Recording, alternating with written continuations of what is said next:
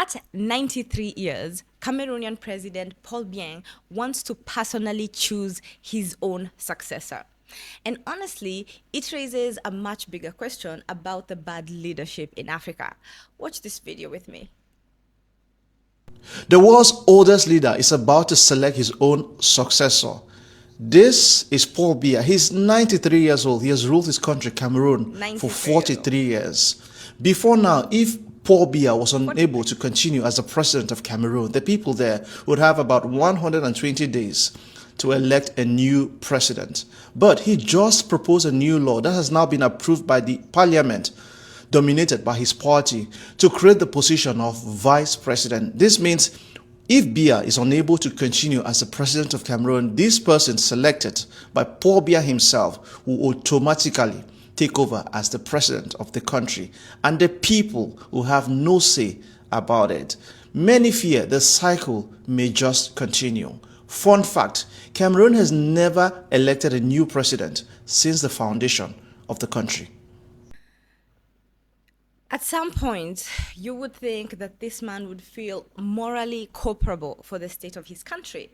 And he would be like, 43 years is enough. I have stayed, I wasn't removed.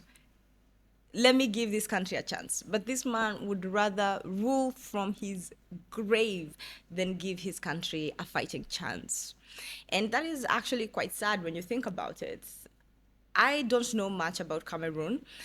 The first time that I actually ever heard of Cameroonian political crisis was from co-workers that I worked with before. This was about 2016, and they were talking about the Anglophone crisis.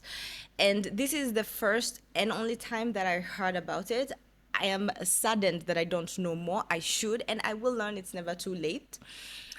And I remember the jokes that they would make about how terrible of a president. They were not big fans. They would talk about how much he spent an alarming number of his time in Switzerland, and how there was at some point he was believed that he's not alive and someone is like ruling in his stead. But all in all, this has been like going on for the longest time. Again, like I said, I don't know, and I am disappointed in myself. I should learn.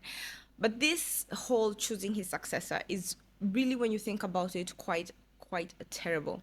This man has been in power for 43 years. I don't honestly think that a country can politically evolve when one person is at the center of it, one person or one party. You cannot give your country a chance to evolve past you. And because he's 93, he's not gonna live much longer.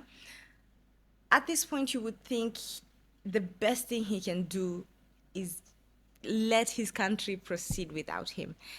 But no, he would rather choose his own vice president. And I wonder who the vice president is going to be. Is it going to be someone close to him?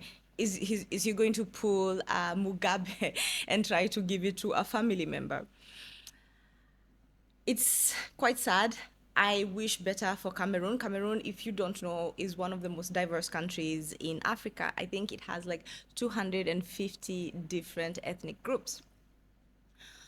I don't know what you think. Share your comment with me. And I would really like to hear from Cameroon.